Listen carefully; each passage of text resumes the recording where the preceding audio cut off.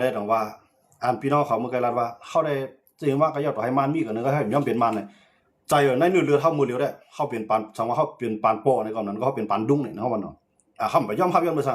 ก็เขาอยู่ในภาวะที่มันไปขึ้นใหญ่ซีดขนาดอันมันเป็นสัตว์ที่ก็มีหนาไม่ก็อะไรก็ว่าโดยเขามีก็ย่ออันไหนคำไปรวบล่างกับอะไรคำไปอะไรเพี้ยนออกกันเป็นไรว่าเขาขีนิกติ๊กเตียงเจ้าคือทั้งนั้นเขาเอาอาณาเสด็จติ๊กเตียงเข้ามาทั้งนั้นย่อมไปจนเลยทำเสร็จแล้วเขาอะไรด้วยเขาเลยสังเกตว่ามาในขีนิกติ๊กเตียงเจ้าคืออะไรพายุเจ้ามันขึ้นใหญ่มาสูงในพายเอาอะไรไว้เมืองมาน้องนั่นนะกว่าอะไรกูเมืองได้ลุงผ้าปากก็13จึงเมืองนะเขาเฮ็ดพาสปอร์ตเมืองเขาไปก็ย้อนไปข้ามเมืองเปื่อนไรพวกเป็นเจ้าหน้าที่เขาได้จ้างมาจ้างต่อให้ห้ามกับเปลี่ยนมันก็ย่อไปกับห้ามจ้างมันค่ะสังเกตนั้นสามันเกิดขึ้นนั้นตัวหนังนั้นใต้เขาว่ามันได้ห้ามกันพิษการห้ามกันจ้างกันห้ามกันทางเล็กกันย้อนไปสังกัดย้อนไปใต้ไปขึ้นใหญ่นะอันขึ้นใหญ่ก็ตัวละทั้งผายมันเหมือนเจ้าข้าววันอันมีปิ่งยาก็ตัวละทั้งผายมันอันมีเงินคำก็ตัวละทั้งผายมันเหมือนเจ้าข้าววันนะพี่น้องเขาละก็เขาก็ได้คู่กันรีวนะจังว่ากวนอันขึ้นใหญ่นั้นมันหลกขึ้นใหญ่เลยสติปิญญามันค่ะนะกวนอันมีเงินคำก็หลกเลยสติปิญญามันค่ะเพราะฉะนั้นก็มีเงินคำก็ได้จ่อยจื้อคือก็มีปิญญาก็ได้จ่อยจื้อคือเขาด้วยขณะกวนมีปิญญาเขาว่ามาอยู่กับเมืองไทยเนาะพวกมาด้วยจื้อเสียงหลังในเมืองไทยในขยามหมดเลยพวกปฏิการเมืองว่าเนี่ยที่เป็นปฏิประชาชนเขาในโขนาเขาในเป็นก้นมีเงินอะไรเป็นก้นมีเงินปิญญาอะไรย่อจันจอมเมืองอเมริกันเมืองอังกฤษเมืองเกี่ยวปานองละลายเชียงคำลืมคือไทยเขาเชียงคำลืมเมืองไทยเขามังก็ในก่อนไรเจอจาอเมริกันวางเจอก่อนไรเจอจาฝรั่งเศสไว้กึกเมืองฝรั่งเศสไว้กึกเมืองอเมริกันไว้กึกเมืองอังกฤษเขาย่อมเปลี่ยนไว้กึกเมืองนั่นเสียเลยมาไว้กึกเมืองไทยเขาค่ะเขากวาดเต็มมือเรียกเข้ามาอยู่เรียกเหมือนเจ้าหนังเที่ยงนัทพงศ์เนี่ยเนาะมือเรียนอันเป็นผู้นำผ่ายสารคัดเมืองตั้งเนาะมือเรียนเขายากึดลือปาตีกว่าจุเข้าเนาะกึดลือปาตีกว่าก็ห้องยุบสภานะครับเนาะเพราะว่ากึดสภากว่าจุเข้ายาก็ขึ้นอันหนาบันก้นเมืองให้ก้นเมืองขึ้นอันเลือกตั้งเขาหาเสียงกันนะเที่ยงนัทพงศ์เนี่ยเป็นภายหลังเนี่ยเที่ยงนัทพงศ์เนี่ยเป็นกวนแก้แขนผายอังกฤษเป็นกวนแก้แขนผายเทคโนโลยีนะยาก็เป็นกวนอันมีเงินก็เขาสัมพันธ์จึงหลาเนี่ยเขาหันว่าเมืองเขาเนี่ยยังเป็นเมืองขึ้นของไผ่ยังมีไผ่มาเป้กินเขาหรือเสมันมันมันนับเป็นปากปีพ่นมากเขาดูเนาะเขาว่าคืออะไรเนี่ยพอเขาเจอมีเงินเจเนี่ยลุกขึ้นมาอ่อนโหพอเขาเจอมีเงินเจเนี่ยลุกขึ้นมาปกป้องพอเขาเจอมีเงินเจเนี่ยชิมออาณาตีเจ้าอาณาเขาตั้งหลายมากเจเนี่ยเขาดีให้ได้บ้านเมืองขึ้นอย่างไรเนี่ยเขาจะเนี่ยยอมจุนมังกรอะไรตกคอกยังมันมีดังนั้นนี่เขาได้เขามีปัญญาคำเปลี่ยนเขาก้นมีปัญญามากอ่อนโหเขาก้นมีปัญญามากเฮ็ดค่ะนะกำไรเขามาด้วยทางสสเปียงนะพี่น้องเขาพูดด้วยนะสสเปียงในหน้าตาเขาดีกำไรตระกูลเขามันจะว่าในนาคืนเขานั้นสถิตลงฮะเนาะเขามีลูกชาย3ก็เมียงนาตีกันเฮ็ดนะเมียงนาตีกันเฮ็ดคุณเปียงว่าจังล่ะเนี่ยคุณเปียงในแก้แขนภัยกลุ่มยุทธาหมายถึงกลุ่มยุทธาหมายถึงว่าคนเกี่ยวกับรองวางผังเมืองผังเมืองน่ะมันจังว่าตีวางต้นน้ำกว่าตั้งไหนตีวางเส้นต่างกว่าตั้งหลายตีสร้างขึ้นดีเลยตีสร้างตีเรียนคนเมืองจังได๋เขามันแข็งเอาไหนคั่นเนาะคุณเปียงนะครับนะยาวมาการเมืองนอกเมืองหลายๆนะการเมืองการปิงยาเขาได้เขาเงินข้ามเอานำหนาวมันว่าคือล่ะเนี่ยคุณเปียงเนี่ยอายุถึงบอก29 30นะครับเนาะเขาต้องผิดบอก3บอก30ย่อมๆเนี่ย30ปลายๆบอกได้ก็ได้ว่านั้นเพิ่นก็ถามหน่อยให้หยังเลยนาเพิ่นน้องเขาเนี่ยพวกก็อยากจะทำในห้องน้องก็เรียกกับทำห้องปีเนาะให้หยังเลยให้มันกำนำในเขาในห้องขุนนั่นน่ะเมืองไทยเนี่ยนะเขาในห้องขุนให้หยังเลยเจ้าใครมาเฮ็ดการเมืองล่ะตั้งนาไหนมันจังมีตั้งพี่ตังเปิ้นจังตั้งพี่ปู่มันจังนั้นจังได๋กูฮะเขาก็ถามจังได๋มันตอบว่าคุณเปียงได้ว่าขาในคันลงแหลนกัดแขนภายวางผังเมืองมือแล้วในเมืองเฮาขาในลวดการนำหนาลาเส้นตั้งกว่าก็เก็บหนาลาหยาบหนาลาเฮาหลวปิญญาจังได๋มาปกป้องบ้านเมืองเฮาเฮาหลวเอาปิญญาเฮาจังได๋มาอ่อนหัวเฮาหลวยอมซุ่มสุนโตเสียเฮ็ดสุนโฮมต่อให้มีเงินมีคำนำแต่ก็มันจุนออกมาค่ะนะมันจะว่าจุนเสียงก็นะมันจะว่าเบิ่งมาเฮ็ดเตียนพ่อมาให้การเมืองนี่มีกลุ่มมณีหลายอันมีบริษัทหลายอันที่ได้ส่งปันก่อนกวนไอ้เงินเขาเสียงๆเนาะของมาอ้วนทรัพย์สินนั่นน่ะเนาะอ้วนโคของเอาเป็นจื้อปีจื้อน้องจื้อกวนไอ้เงินเขาแบบเตรียมได้มีกลุ่มมณีครับเพื่อมาเป็นการเมืองที่ได้เฮามีเงินก็ที่ได้แจ้งรัฐนี่เพิ่นว่าเฮามีก็นะมีโคของมันจะหนังตั้งแต่รถเครื่องขึ้นเด้อ ต่อว่าถึงรถยนต์ต่อว่าถึงการนะครับเนาะที่ได้แจ้งนี้ให้ไหนเพิ่นน่ะเขาได้ย่อมมาเฮ็ดมันจะไม่คุณธนาธรในสัตว์ที่หลวงคุณธนาธรเป็นหมื่นล้านแล้วมันก็เดียวกันนะคุณธนาธรเนี่ยมักมีก็คืออ่อนหูน้ำนาตั้งแต่ปฏิก้าวไกลปฏิอนาคตใหม่มาปฏิก้าวไกลปฏิก้าวไกลนั้นคุณพิธาอ่อนหูกำในปฏิประชาชนคุณเที่ยงอ่อนหูเขาได้มา3ปูเนาะ3รูเนาะ3ปาเนาะเข้าไปเลยเป็นลงปองซึ่งก็คำย่อมการต่อสู้ครับนะคุณธนาธรอยู่เงามาเนี่ยตั้งแต่วันนั้นมาต่อเทือนมาได้อุดมการณ์ว่าใจฮับจื้อคือวันเมืองมาได้แก่นแข็งน่ะตึกต่อสู้นะอำว่าปัญญาตั้งพิจารณาก็ต่อสู้เนี่ยมันต่อสู้คนมีเงินต่อสู้คนมีอำนาจต่อสู้คนมีกองกลางเขาจะไหนขึ้นมาต่อสู้มือเลยในเขาเลยใจคนเมืองเขานะนะครับเขาอยู่ในแถวแต่ว่าใต้เขาซ้ำเอาก้นมีปิญญาอีคือนั่งเลยได้ก้นมีปิญญาก็ซ้ำเอาตัวรอดไก่รวดป้วนว่าคือก้นมีปิญญาเนี่ยจังกว่าอะไรก็เลยเฮ็ดเอาดิครับปิญญาก็มีเงินคำก็มีอะไรให้การเมืองก็เนี่ยเขาซ้ำว่าใครวันเมืองขึ้นใหญ่ใครเจอเครือขึ้นใหญ่อันนี้เขาบอกว่าใต้เขาเนี่ยเขาเอาลอกลายในต่อสู้ได้ทำปีไรแต่ว่าตับซื้อเข้าหลวงผู้การเมืองตับซื้อเข้าหลวงฮักคือตับซื้อเข้าหลวงมีปิญญาอันนั้นคาราในนะอันคาราในว่าพี่น้องเขาว่ารัฐว่าการเมืองเนี่ยมุ่งเดียวนั้นมันเป็นการเมืองอะไรคาราเนี่ยมันเป็นการเมืองเจ้าเขาวนด้วยเขาแหละเขาเป็นก้นหนึ่งเย้าจันจอมเขาเนี่ยห้ามขึ้นดูหลอมขึ้นจื้อคือเขาเย้าจันจอมอะไรตัวเขาไว้ขนาดฉันจะว่าเขาเย้าจันจอมมาในเขาขึ้นเอาปิญญาเนี่ยขึ้นปกป้องมันไล่ก้นดังวันไล่ก้นดังเอิงมังเผาไล่ก้นดังเวียงมังเผาไล่จอยแถมก้นดังซื่อดังคือค่ะอันในกาคันมันเยอะนะครับนะแต่ว่าก้นมีปิญญาได้หลวงวนกวางหันไกก็วนปานาตัวหันปานหลังอันเปลี่ยนไม้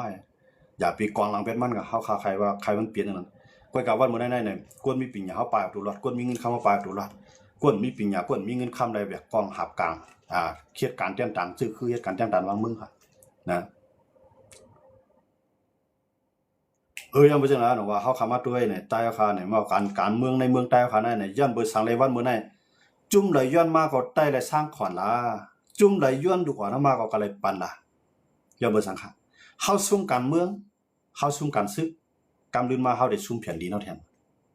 นะย้อนไม่ใช่นะเฮือเตรียมซุ่มการเมืองเตรียมซุ่มการซึกเตรียมซุ่มแผ่นดินเตรียมซุ่มน้ำลินผาแทงนั้นเขาได้ไรคือละเนี่ยเขาจะว่าก็มีกองปอเราให้การเมืองเอามาก็เลยแบบก็พักกองปอเราเนี่ยโปก็เป็นเจ้านั่นเจ้าไหนเราเนี่ยใจกวนที่นั่นใจกวนให้การเมืองมันเปลี่ยนกวนอันเวียกคาซื้อคือวันเมืองเลยคิดกินการเมืองอันจันกองใช่ไหมครับนะนำหนาในเมืองใต้เอาจันกองนำหนาเนี่ยลูกเจ้านั่นเลยอย่าไปกับยุ่งเจ้ามัน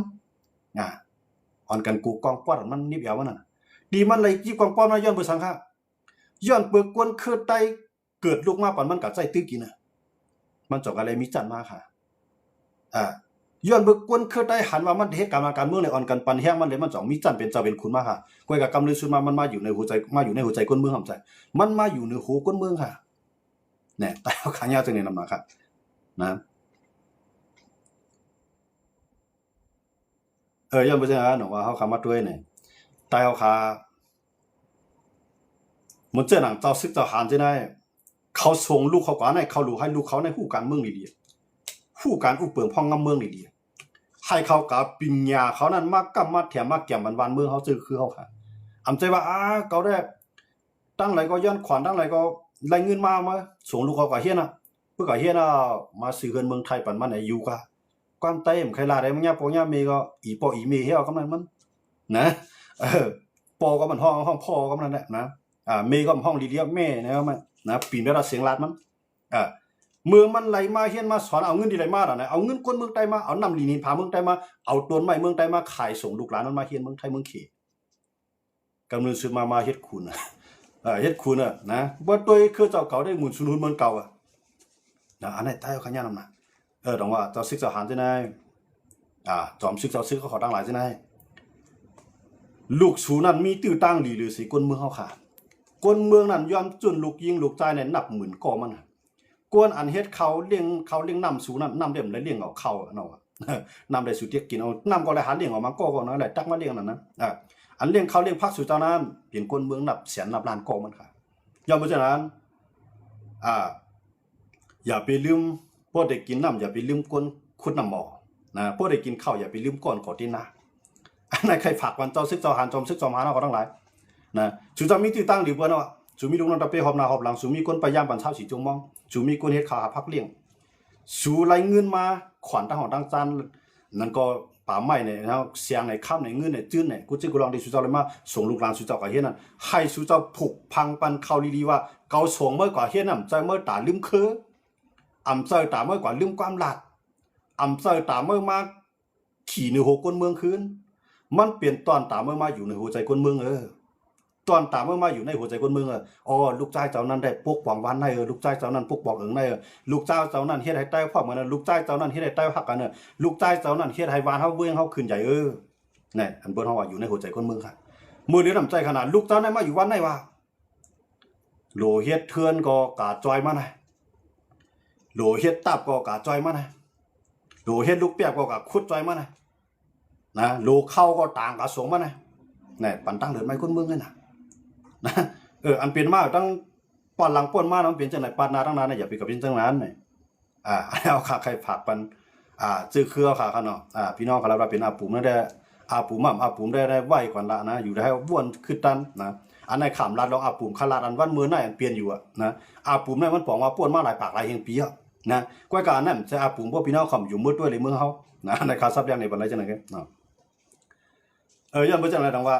อย่าหนึ่งสู่เปลี่ยนเจ้าจันสู่มีสูงนั้นในแค่นโลสั่งสอนลูกสู่เจ้าดีๆให้ลูกสู่เจ้านั้นหมอปกป้องอย่าไปหมอจกของให้หมดเลยในสู่สอนลูกหลานสู่เจ้านั้นหมอจกของเลยเมื่อปานเก่าได้เก่าปีกินก้นวันก้นเมืองมาเอาก้นวันก้นเมืองเปลี่ยนตึกให้ลอกหน้าเขาถึงปานเมื่อมาหลวมาจ่าเมื่อก้นเมืองหลวขามตามมันแทงอย่าไปเฮ็ดจังไรแทงนะยังไม่จังไรหมดเลยในเฮาญาจังไรน่ะก้นในก็ส่งลูกกับเฮ็ดเมืองมานว่าให้ความมาแล้วก็เรียกกาซื้อเฮือนบ้านยันกุ้งให้หนีปีต่อยเวียงเลยเมื่อใครกว่าก็เมื่อใครมากก็มาละก้อยกางเงินในเมื่อไปตายได้ก็ได้หาเงินในส่งมาได้ก้นเมืองได้หาเงินในมาสร้างมันเขาได้หาเงินในส่งมันมากาไรนั่นค่ะได้เขาอันนั้นก็ใครฝากวันนำค่ะนะแต่ว่ากาปานมือเดียวได้เขาอย่าไปเอาก้นหักเจอจาดก้นหักแผ่นดินก้นแกะขีแผ่นดินก้นแกะขีเจอคือเจอจาดวันเมืองภาษาศาสนาอันแกะขีวันมือเดียวเนี่ยกำนำในมันเปลี่ยนก้นวันนอกหน้าป่านเขาขากันน้ำนำเองมันก็เฮ็ดสวนยามันก็เฮ็ดสวนถุนเอาเข้าขี่เข้ากาไปหามันก็เนี่ยไล่ส่งมือถึงเวียงมือขายแต่ไล่ส่งลูกส่งหลานเราก็อยู่จ้องไล่เฮ็ดไล่สอนจอมส่งจอมสังจอมหลู่จอมตามนะหนังหือมันติหนังหือยังอ่านมันติเจียวถึงนั้นคัดใจมันถึงที่กำนึงเผื่อมีปิ่งยามายาวมีตังหูมายาวเนี่ยมีตังหักกำเนี่ยมีตังหักจริงเหรอเนี่ยหักจะคือเจ้าก่อมหักบ้านเมืองเจ้าก่อมหักแผ่นดินเจ้าเขาหักแผ่นดินเจ้าเก่าเพื่อจะนั่นเนี่ยมีตังหูกับปองสังฆะผมมีตังหักนะมีตังหักหลายผมมีตังหูกับก้อยนะเขาได้หักเจอคือหักบ้านหักเมืองเลยเปิ้นหายบ้านเมืองกับห้ามเปลี่ยนบ้านหักเก็บเคียงอันนั้นมีตัง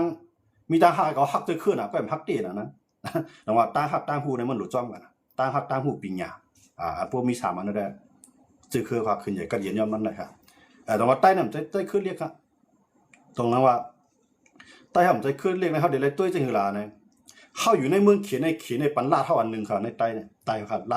าดใต้ในเขาห้องอันหนึ่งนำที่พ้องกำดูเขาใต้เนี่ยนะเหมือนเช่นหนังเมืองลาวเมืองซาเมืองติงเมืองมาเมืองคอนซึ่งนั่นเป็นที่พ้องกำดูเขาใต้ค่ะที่นั่นเนี่ยนะขี่เขาก็ขึ้นมาเขาคือใหญ่นั่นน่ะ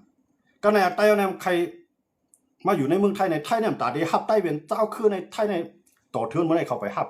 นะใต้ในต่อสู้ทุกย้อนนี่แหละเพราะว่าเขาได้ฮับว่าก่อนนะชวนเผ่าไทยใหญ่อันอยู่ในเมืองใต้เนี่ยอันอยู่ในเมืองไทยเนี่ยเนาะตีเจงวันเมื่อนาเนี่ยตีเย็นเป็นชนเผาแต่เนี่ยตีเป็นตีเย็นเป็นเจ้าคือนะมันเจอใต้ได้มึงว่าอยู่ในเมืองใต้เนี่ยเขาอยู่ตัวเนี่ยเป็นเจ้าของแผ่นดินวันเมืองผมจะคันเนี่ยเขามีเจ้าหอเสียงเจ้าหอคำนะเขาอยู่ย้ำจังไหนเพราะหันเจ้าเคลื่อนเรียกเดี๋ยวเขาเจ้าเคลื่อนในเมืองใต้เขาเดี๋ยวห้องจังไหนครับมึงกูบอกมือเรื่องเจ้าน่ะเจ้าเคลื่อนในเมืองว่าเจ้าเคลื่อนในเมืองปะโอเจ้าเคลื่อนในเมืองปะลองเจ้าเคลื่อนในเมืองเกาก้างเจ้าเคลื่อนในเมืองทันนูเห็นมาใต้คือดีแล้วคือไต้หวันไทยคือไต้หลอยไต้เลียงคือไต้น้ำจางคือไต้กะลี่กุนเฮงคือไต้กับไต้ไม้ก็ยาวอันนี้เขาซุ่มมานะลูกที่เจ้าเสียงมาถึงเจ้าคำไหวเสร็จแล้วก็มาถึงเจ้าผ้ากำลือมาคือปอกกายาลาใหญ่อันนั้นได้เป็นตุลาเงียบกว่าที่เวียงเมืองใหญ่กำพลมาเนี่ยพี่น้องเขาด้วยครับบุญไต้เขา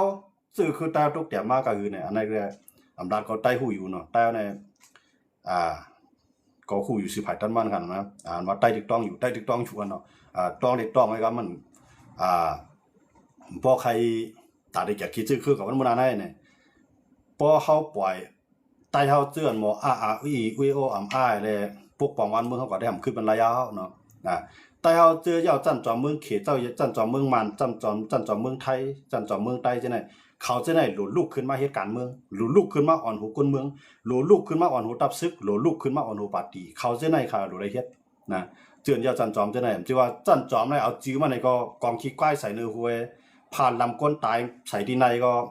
ใส่แค่พางไว้ป้าที่พาเอากุงมุนเต็มใจเขาแหละนะมันจะแค่พางพระราเป็นใจ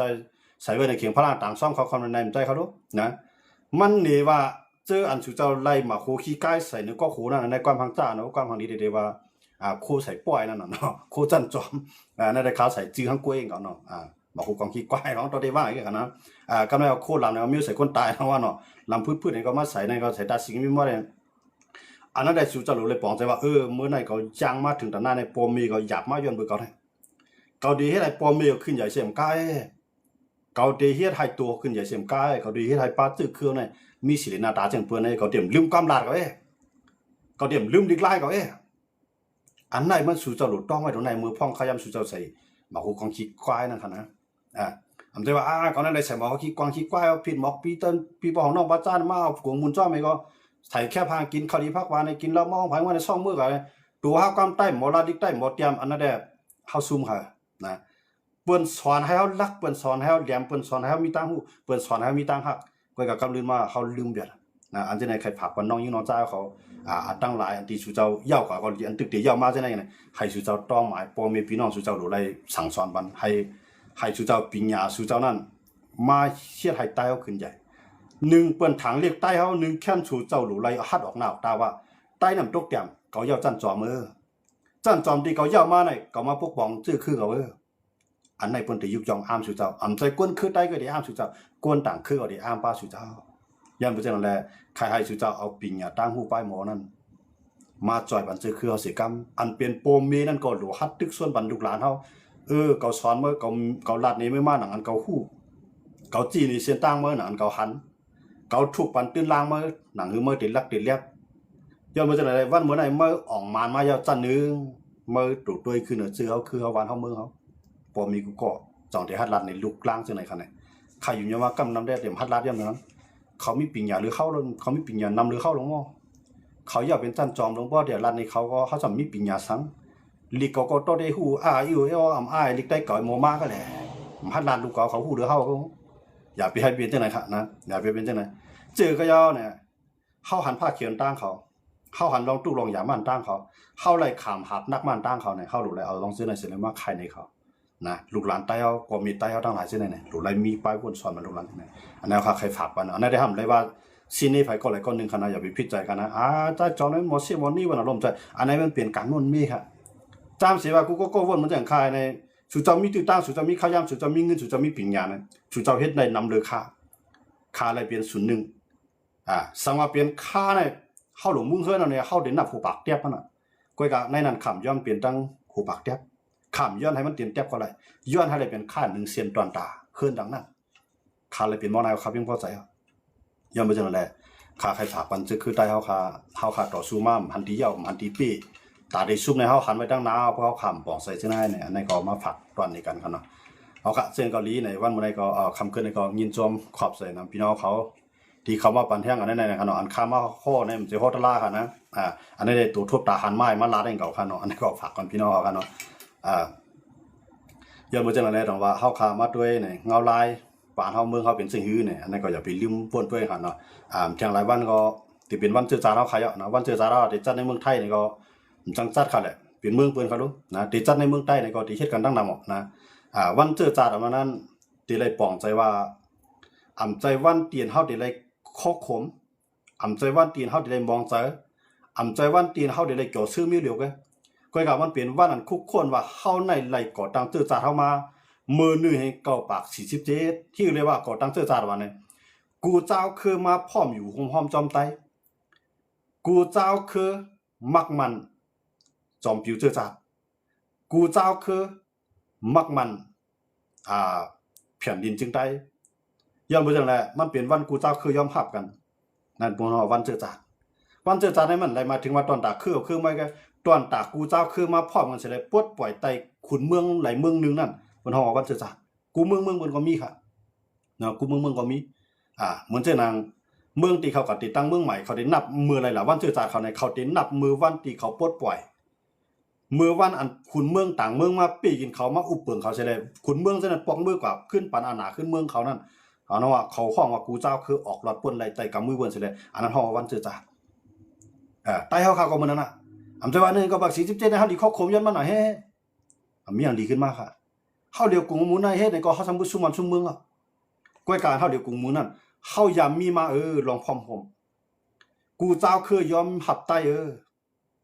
กูเจ้าเคลื่อนอยู่จอมไตจังนั้นยอมหับไตค่ะมีคืออะไรใครแจกใครแขกจองไรว่าเปลี่ยนวันเจอจัดวันเฮาพร้อมหัวมันสิเลยก่อตั้งเจอจัดวันไหนบอกว่ากูเจ้าเคลื่อนอยู่ในแผ่นดินลุกนั้นไล่รอดเดียวไล่ทางห่างไล่มีเมืองไล่มีแผ่นดินอยู่ไล่มีรองรอดแล้วอันนั้นเปิ้นฮ้องว่าเจอจัดเฮาค่ะเพราะมันเจอจัดเมืองไทยว่าไงกูเจ้าเคลื่อนในเมืองไทยนี่ค่ะนะเปิ้นใจว่าเอาไทยแกเพราะไทยเนี่ยในความหมายมันนั้นมันจนตอนดักคือไทยก็มันเป็นตอนดักคนเมืองไทยทั้งสิ้นวันเจอจัดขี่วันเขาอดดอกออกรถป่วนไล่ไตเมืองเกียรติเขียวก็มีค่ะนะยังบ่จะได้น้องว่าขี่เขานั่นคำที่ว่าเอาขี่แกปลาดังใต้อยู่ในแผ่นดินจึงเมืองขี่นั่นเตเลยยุกยองจอมเอากุงมูลจอมหาอย่างมันเขาก็เลยรถแล้วจอมขี่เขาดูใต้เขาเนี่ยอ่านไรเมืองก้อนคอยแหละอ่านไรเมืองกันเย็นภายใต้คุณเมืองเกียรติให้ก็มาของมันกูเจ้าคือมาลงลายมือลิโคมหมายปังลงก่อตั้งวันเจอจ่าเฮาก่อตั้งจอมปิวเฮาก่อตั้งเฟียงความต่างจอมปิวเฮาก้อยกางย่ามาในหลอกเขากว่าหยอกเขากว่าแล้วเฮาซุ่มมาอันนั้นเป็นเฮาเฮ็ดให้เฮาหลุไล่ต้องไว้หลุไล่คู่ไว้หลุไล่มักมันไว้ว่าเฮายามยาเปิดเหรียญเนาะหนังเต็มถูกเหรียญแทงเฮาได้มีเงียนมีปีเงียนมีตังหูมีตังฮักเพราะเฮาสิแนวไหนวันเจอจ่านั้นเฮาสิว่าเปิ้นก็ปล่อยก็ปล่อยมื้อเรื่องคิดเรื่องใส่กว่าซื้อคู่ใต้ใส่กว่าเตรียมจุ่มเตรียมยศก้อยกำหัวการเมืองเป็นเจอการซื้อคือเป็นเจอเป็นหุ้นก็หุ้นเอาโคก็โคมั้ยมันให้ก็ให้อย่าเป็นอะไรเป็นสินะในขอใครบากวันเต้าค่ะแทงรายวันก้อยในที่เป็นวันจุดที่เป็นวันเจอจ่าเราขยวันที่7เดือนกำเนาะเดือนกำตั้งนานเขาเนาะเอาเขาต้มพิษเนาะยังบ่จังแลเพราะว่าวันที่7เดือน3เขาเนาะผู้ขับต้อมพิษว่าควายนึงครับนะอังกฤษได้ฮ้องว่าเฟบรุรีนะเนาะว่าเปิดทางเมืองไทยในเดือนกุมภาพันธ์นะครับเนาะกุมภาพันธ์วันที่7นะครับเนาะเปิดทางเมืองไทยกันเนาะวันใต้เขาได้เรียกเป็นเดือน3เขาเนาะผู้ขับต้อมพิษว่าควายนึงนะเดือน3เดือนกำนั่นแหละซ้อนนะยันบ่จังได๋ดอกว่าเพราะว่ามันถึงวันเจอจารามาเนี่ยเฮาเจออยู่ในเมืองไทยเฮาก็จังกว่าที่หลายเนาะจังกว่าที่หลายพวกก็ดีมื้อเขาเมืองใต้ก็ดีมีเนาะพวกจังมันก็มื้อดังลอยตะแลงเนี่ยมื้อเงางุนของเสียวขึ้นถึงใต้เนี่ยในก็ไล่ค่ะเนาะในก็มื้อหลีมื้อปันแฮงกันก็กับพวกมื้อกว่าในก็อย่าเป็นมื้อผิดกันเนาะกำลังปอกก็ใต้ในลูกหลังที่สิตั้งมื้อหันปังตบหันปังก้อยปังล่าผิดกันก็มีน้ำกินแล้วก็แก้วผิดก็มีน้ำอย่าไปมื้อผิดกันนะเนาะเปลี่ยนวันอันที่เฮามื้อพร้อมโฮมกันมือจอมตาจอมตางออกขับรถขับกาก็ไว้สติดีๆขับกะเนาะใต้เฮาได้กูปีเฮาเมื่อกาปีนกาผากันได้มีกูปีครับมื้อเราได้เลี้ยงในสติกันนำๆติๆครับเนาะในก็ฝากปันครับเนาะอ่อนกันมือดีเราได้เลี้ยงก็ไรมือทั้งเมืองปั่นมันเขาที่เฮ็ดจัดใหญ่ๆได้ก็ที่เมืองปั่นเนาะหน้าสาลีเมืองปั่นก็อันนั้นได้ก็ที่เราได้เลี้ยงก็ที่เฮ็ดมื้อนั้นกูปีป่นมาได้ก็ให้มันพอยิ่งใหญ่ได้แล้วเต็มพอเปลี่ยนครับเนาะก็กับพวกคนเมืองใต้พวกคนเมืองใต้มาอยู่เมืองไทยมือหลีมือเรียนกันนำแล้วก็ตีให้ได้ปล่อยขึ้นมานั่นเนาะในปันแห่งกันอยู่จันทั้งวันให้ก็ปันทั้งวันปันแห่งทั้งวันให้เนาะอยู่ทั้งไรก็ปันแห่งทั้งนั้นเนาะปังอันนั้นได้มันเปลี่ยนปล่อยวันเจอจาเฮาเนี่ยเนาะปล่อยวันนั้นเฮาคาพร้อมรวมกันกูเจอจากูเจ้าคือนั่นกันเนาะอันนี้ก็ฝากปันพี่น้องเขาเนาะเฮาว่าเปิดไทยเฮาว่าประชาสัมพันธ์กันเนาะใต้ก็ได้เดี๋ยวว่าปืนเผาปันนั่นกันเนาะเป็นเรือนนี่ก็เลยเป็นเรือนที่2เอาครั้งยินจมครับนะยินจมครับเรือนเฟบรุรี7วันนั่นกันเนาะอังกฤษนะเรือนที่2นั่นก็เรือนที่1เขาเนาะเป็นเรือนเป็นเรือนที่2แม่เนาะครับ เอาครับยินจมพี่น้องเขากูสาวตีเขามาปั่นแห้งกันในคำขึ้นในครับเนาะเพราะลัดลองใต้เนี่ยมันยาวเนาะลัดทั้งวันทั้งคืนหนุ่มสุดไรครับเนาะเจ๋งมากกว่าลีในอันนั้นได้เฮาคาเลยมีศูนย์1อะไรตึกส่วนมันใต้เนี่ยก็เขาก็ยุ่มยาวว่าแต่มีการมีขั้นตอนตัดใต้เฮาคาอยู่อำนำก็ AMA ก็นำนั่นได้อยู่ที่พี่น้องเขาเต็มหมดเลิกเอาใจเนี่ยนั่นก็ที่เป็นรองเส้นนี้น่ะมันก็ที่เป็นรองมุ่นเมเนี่ยนั่นได้ก็อยู่ที่ออกไปวนเฮาคาใต้เฮาคากูเจ้าเนาะที่เขามาเติมมาถ่อมเอามอใส่ตื้อกันได้ที่เป็นพันที่กูก่ออยู่นะครับเนาะไม่ซุงกันกูเจ้าเสกำค่ะไม่ซุงเสกำนะครับเนาะเดจัดใหญ่ค่ะ5 ปีนะครับ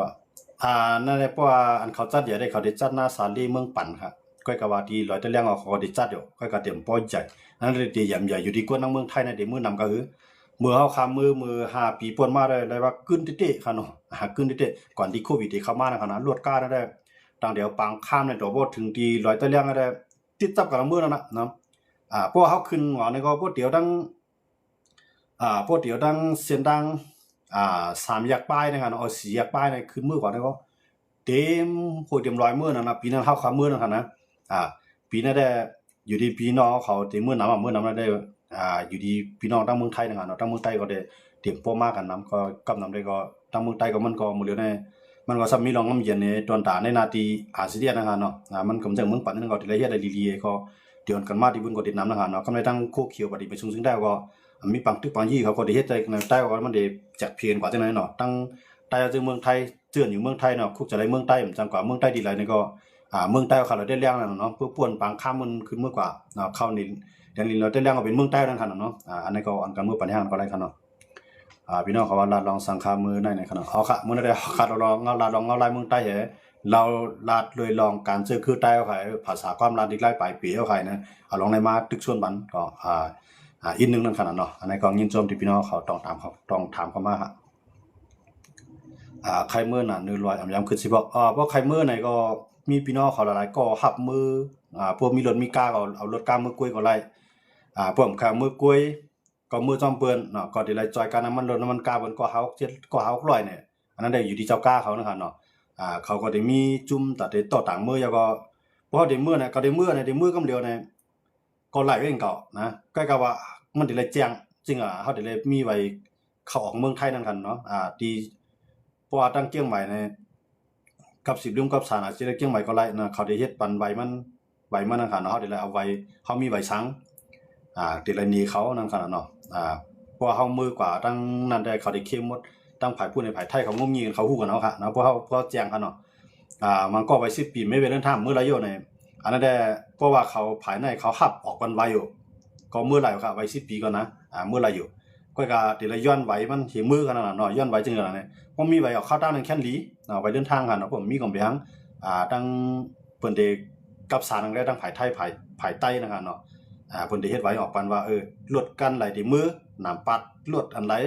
กวนหอมันเปลี่ยนไผยาวกว่ามีกวนหลายก็เขาก็ได้เลยฮู้จะล้างจังนั้นคั่นเนาะเพราะเฮามือกล้วยเฮานี่ก็ในลวดใต้กาที่ขี่จ้ำเฮานั่นเป็นไผละหลายเฮาก็ได้เลยย้อนไว้เข้ามากำในกวนฮอกาเป็นก้นหลายเฮาก็ได้เลยไว้ฮอกานั่นในส่งมันเขายาวก็ป้ายทะเบียนรถเฮานั่นเนาะปล่อยไว้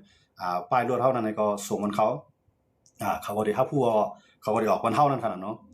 เขาก็ได้มือกว่าไรเร็วๆเนาะเพิ่นก็เตรียมย่อมจันถามมาติๆกันเนาะเพราะเฮามือกว่านั่นคั่นนะอันนั้นก็ฝากกันพี่น้องเขาคั่นเนาะวันที่7ในพวกมื้อนี่จะเป็นมื้อวันที่7มื้อวันที่5วันที่6ใน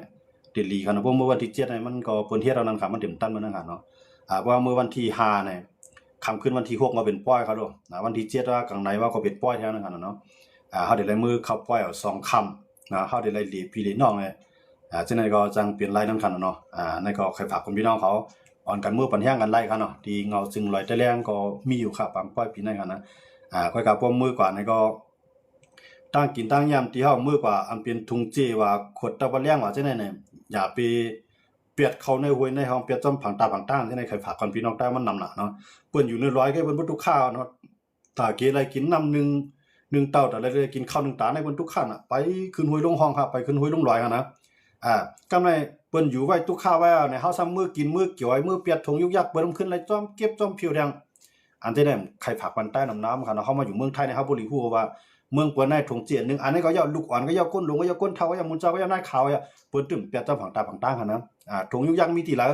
ยจองก้าวกับเปียดที่นั้นเปิ้นไปมีนี่ก็จอกใส่ทงใส่สังเฮาไว้มันก็ไว้ในลวดกลลวดให้เมื่อไรหันทงยุกยักเฮาสองกับเปียดอันนี้ดีที่สุดค่ะเนาะแต่ในรัฐได้ว่าเฮาเป็นเจ้าผู้ท่าลงเฮาเป็นคนดีลงก้อยกับเปิ้นกินนี่เลยเปียดที่นั่นน่ะนะมันจะหนังไม่เสียบลูกจิ้นว่าสังว่าลูกอ่อนเฮาก็คิรินยาเขาลงสังว่าลูกอ่อนเฮาก็เหยียบหญ้าเขาลูกสังว่าลูกอ่อนเฮาก็ร่วมใส่เขาลูกได้คั่นน่ะแต่ว่าไม่ลูกจิ้นนึงอันนี้ก็ไม่เสียบเนื้อปิ้งเขานึงอันนี้ก็จำเป็นพี่ดอกกวนเฮาย้อนมันจังได๋แน่มาเฮากวนกูก็จ่อยกันเก็บจ่อยกันชิม